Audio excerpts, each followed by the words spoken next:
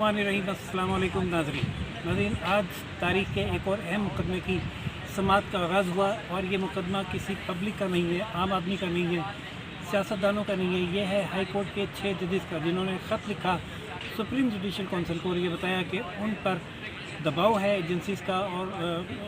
जिसकी वजह से वो आज़ादाना फैसले नहीं कर पा रहे। ये कंप्लेंट उन्होंने अपने चीफ जस्टिस को की थी, लेकिन कोई रिस्पॉन्स नहीं आया। अब हम सुप्रीम जुडिशल काउंसिल से ये रहनुमाई चाहते हैं कि ऐसी सूरत में हमें क्या करना चाहिए और किसको शिकायत करनी चाहिए। दबाव के मामले पर 7 जजेस का बेंच था चीफ जस्टिस की सुनवाई में, जिसके बारे में अब तय हुआ है कि फुल कोर्ट ही सुनेगी। इस वक्त 7 अवेलेबल जजेस से, इसलिए वो ही बैठे हैं। इब्तदाई समाअत थी, हमारे साथ सुनी टेरेंस के सेगमेंट में बहुत सीनियर जर्नलिस्ट हैं और अक्सर 25-30 साल से सुप्रीम कोर्ट कवर कर रहे हैं। हम इनसे जानते हैं कि आज की मुख्तसरन कार्रवाई क्या रही और क्या जो जिस प्रेशर की बात की जजेस ने, उसके बारे में सुप्रीम कोर्ट का क्या व्यू था। क्या उन्होंने ये एक प्रेशर जिसका जिक्र हाई कोर्ट के जजेस ने किया, उसी पर बात की, या कोई मुख्तलिफ दीगर प्रेशर्स की भी निशानदेही की। तो ऐसा क्या देखा है आज जिस तरीके से जब ये शुरू हुआ केस, तो जो है चीफ जस्टिस साहब ने जो है वो बताया कि वो किस तरीके से उनकी जो है ना मीटिंग हुई थी प्राइम मिनिस्टर से। उससे पहले उन्होंने बताया कि जब ये लेटर आया तो उस पर जो है उन्होंने एकदम से इमीडिएट रिस्पांस ये दिया कि ना सिर्फ उन जजेस से मुलाकात की, बल्कि उसके बाद उन्होंने जो है वो लॉ मिनिस्टर से मुलाकात की। फिर उसके बाद जो है वो सुप्रीम कोर्ट बार एसोसिएशन के सदर के साथ उन्होंने मुलाकात की, और फिर पाकिस्तान बार काउंसिल के जो एक मेंबर जो इस्लामाबाद में अवेलेबल थे उनसे मुलाकात की, और उसके बाद फिर उन्होंने फुल कोर्ट मीटिंग की। और उस मीटिंग में फिर जो है उन्होंने इजाज़त दी और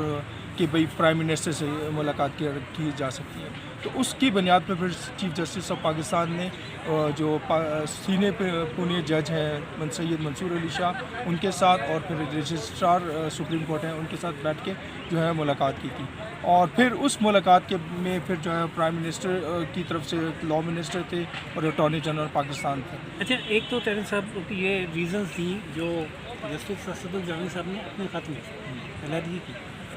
लेकिन उसकी भी वजाहत की चीफ जस्टिस साहब ने कि वो दरअसल क्यों उस कमीशन से जस्टिस असदुल जानी साहब अलग हुए, और उन्होंने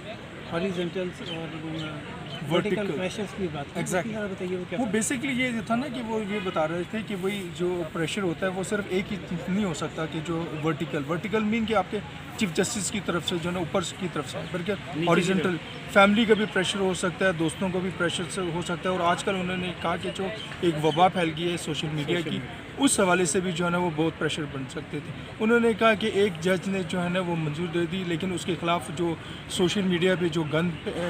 किया गया, फिर उसकी वजह से फिर जो है वो तसद्दुक़ हसन जलानी ने जो अटॉर्नी जनरल साहब ने इसकी बाकायदा तफसील बताई कि कैसे तसद्दुक़ जलानी साहब से रब्ता किया गया, उनकी कॉन्सेंट से फिर उनका नाम कैबिनेट में डिस्कस हुआ, फिर उनकी और शेयर किए गए, वो उन्होंने देखे, उसमें एक पावर का जिक्र किया जो उन्हें बताई गई, उसके बाद एक्सेप्टेंस हुई, और फिर उसके बाद उन्होंने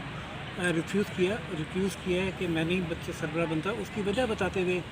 चीफ जस्टिस ने कहा कि उसकी वजह को सोशल मीडिया पे जो उनकी ट्रोलिंग की गई, एग्जैक्टली उस पर कोई शरीफ आदमी क्या कर सकता है कि खुद पीछे हट जाए। लेकिन आज फिर के मसला सामने आया कि अब सुप्रीम कोर्ट क्या कर सकती है, उस पर क्या पावर? नहीं, सुप्रीम कोर्ट ने देखें अभी जैसे ये आज जब ये हियरिंग हो रही थी, और उसके बाद फिर जो है वो जस्टिस अतर मिनिला ने भी ये बात की कि भाई ये मामला हमारे नोटिस में आ गया है, और इस्लामाबाद हाई कोर्ट के जो है जजेस ये मामला हमारे सामने लेकर आ गए। और जो जस्टिस मंसूर अली शाह है, उन्होंने कहा कि हमें जो है ना वो इस मामले पे एक इंस्टीट्यूशनल रिस्पांस देना पड़ेगा। उन्होंने ये कहा कि वो जो अगर सपोज़ हाई कोर्ट के चीफ जस्टिस जो हैं वो अपने हाई कोर्ट के जजेस या फिर वो जो डिस्ट्रिक्ट के जजेस जो उनके सबॉर्डिनेट्स होते हैं, वो अगर कोई शिकायत लेकर आते हैं और वो चीफ जस्टिस कोई उनके ख़िलाफ़ एक्शन नहीं लेता जो जिनके ख़िलाफ़ उन्होंने शिकायत की होती है, तो फिर जो है सुप्रीम कोर्ट जो है वो इस मामले को भी देख सकता है, और इस मामले के मतलब जो है वो अभी तय होना है। तजवीज़ मांगी गई हैं कि सुप्रीम कोर्ट इस पर क्या कर सकती है, हाई कोर्ट के चीफ जस्टिस को कैसे वो ये पावर दे, इख्तियार दे कि वो अपने जजेस की शिकायत पे, या नीचे जो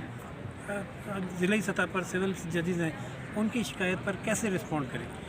और तरीन साहब, आपने एक बड़ा अच्छा सवाल किया कि अगर यही शिकायत सुप्रीम कोर्ट के जजेस को हो اور ان کا چیف جسٹس فالو نہ کرے تو پھر کیا ہوگا؟ آپ کیا سجیسٹ کرتے ہیں؟ کیونکہ میں تو دیکھیں یہ چیز تو مجھے سمجھ نہیں آ رہی تھی کہ اب اگر یہ میکینزم بنا لیتے ہیں کہ بھئی اگر وہ جو chief justice of high court وہ ان کی شکایت کا ازالہ نہیں کرتا، تو پھر یہ ہے کہ سپریم کورٹ کیا اس چیف جسٹس کے خلاف کوئی ایکشن لے گی، یا پھر وہ جو جج جس ادارے کے خلاف یا کسی شخص کے خلاف شکایت کر رہا ہے یا اس کے خلاف لے گی؟ اگر وہ چیف جسٹس کے خلاف شکایت کرے گی، ایکشن لیتی ہے، تو پھر سپریم کورٹ کو پھر یہ بھی دیکھنا پڑے گا کہ اگر کوئی سپریم کورٹ کا کوئی جج جو شکایت کر رہا ہے کہ بھئی اس کے خلاف زیادتی ہو رہی ہے اور اپنے وہ چیف جسٹس کو وہ شکایت کرتا ہے، کیونکہ اگر آپ نے ماضی میں دیکھا ہوگا کہ وہ جسٹس قاضی فائز عیسیٰ کے خلاف افتخار مرزا نے جو ہے وہ ایک جو ہے وہ ویڈیو بنایا تھا، وی لاگ بنایا تھا، جس پہ انہوں نے جو ہے نا دھمکی آمیز کیا تھا، اور جس کی وجہ سے قاضی فائز عیسیٰ کی جو فیملی کو جو ہے تھریٹس وہ ہو گئے تھے، اور اس پہ جو ہے وہ ہماری سپریم کورٹ نے کیا کیا کہ سپریم کورٹ نے صرف ایک بینچ بنا کے ان کو بلایا، اور اس کے بعد وہ جو ہے نا وہ مٹی پاؤ والا کام کر دیا کہ اس کے بعد 2 چیف جسٹس آئے، لیکن کوئی اس پہ جو ہے نا کارروائی نہیں ہو سکی۔ ہاں، لیکن چیف جسٹس قاضی فائز عیسیٰ نے کہا کہ میں اپنے ساتھ ہونے والے کسی واقعے کو اور یہاں بنیاد نہیں بناؤں گا، ماضی میں کیا ہوا اس کا بھی میں رسپانسبل نہیں ہوں، کیونکہ میں چیف جسٹس نہیں تھا۔ اب میرے دور میں یہ خط آیا ہے، اس خط میں اسپیسیفک ایلیگیشن کسی کے خلاف کوئی نہیں ہے کہ اس کو بلا کے کوئی کارروائی کی جائے یا نوٹس کیا جائے۔ ایک جو جنرل ایلیگیشن ہے دباؤ کا، تو وہ دباؤ انہوں نے بتایا کہ صرف ایک ایجنسیز کا ہی نہیں ہوتا، دباؤ رشتہ داروں کے بھی ہوتے ہیں، اب بہن کے کہنے پہ کسی کے خلاف کارروائی کرنا، اور دباؤ اپنے حرائل کے بھی ہوتے ہیں، دوستوں کے، پولیس کے، کہ ان کے کہنے پہ کوئی ریلیف دینا یا نہ دینا، اور دباؤ سیاسی بھی ہوتے ہیں، جیسا کہ ماضی میں فیصلے ہوتے رہے ہیں۔ تو ان تمام پہلوؤں کا جائزہ بھی لیا جائے گا کہ کیسے ان تمام پریشرز کو ڈیل کرنا چاہیے، اور ایسی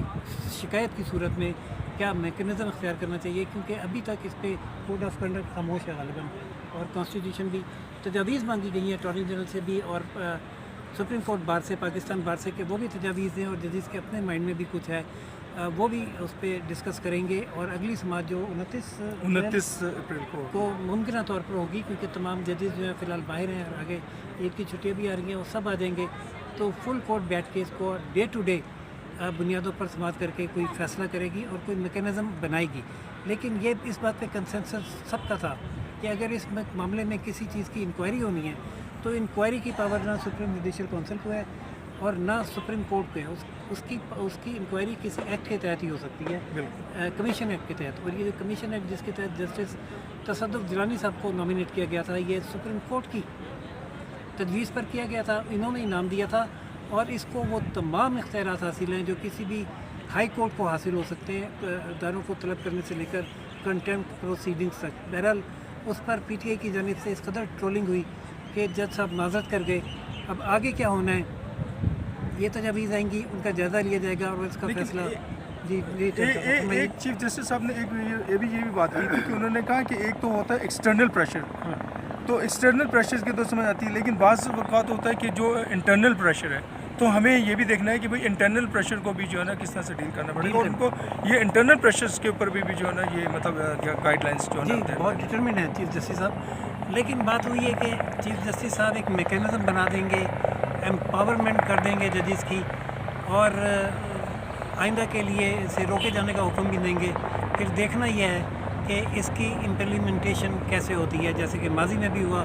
ہم نے اس کا کوئی عمل نہیں دیکھا، اور اب دیکھتے ہیں آگے کیا اس فیصلے کے بعد اور سپریم کورٹ کی کارروائی کے بعد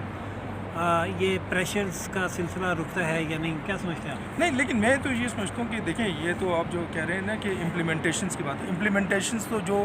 ججز ہیں وہ ججز کے پاس جو ہے وہ بے شک ہائی کورٹ کے ہوں یا سپریم کورٹ کے، ان کے پاس بڑی واسٹ قسم کی جو ہے نا پاور ہوتی ہے، کنٹیمپٹ کی پاور ہوتی ہے۔ اگر کوئی ادارہ یا کوئی شخص جو ہے ان کے کام میں مداخلت کر رہا ہے تو وہ کنٹیمپٹ نوٹس اس کو ایشو کر سکتے ہیں، اور ہم نے یہ دیکھا ہے کہ اسلام آباد نہیں، ابھی وہی میں کہہ رہا ہوں نا، ابھی پاور یہ موجود ہے، کیونکہ کیوں نہیں یہ پاورز کو جو ہے انہوں نے استعمال کیا جب اسلام آباد ہائی کورٹ کے جو ججز جو کمپلین کر رہے ہیں کہ جی ان کے کسی رشتہ دار کے ساتھ وہ ایسا ہوا ہے، اور اس طرح کے دوستوں کے ساتھ بھی جو ہے نا ان کو ابھی اس مقدمے میں اب یہی طے ہونا ہے کہ جو پاور چیف جسٹس کے پاس ہے انہوں نے وہ استعمال نہیں کی، تو ایسی صورت میں اگلا لائے عمل کیا ہونا چاہیے، یہ طے ہونا ہے؟ نہیں یہ بھی ٹھیک ہے، میرا جو اپنا کنٹینشن ہے میرا تو کنٹینشن ہے کہ دیکھیں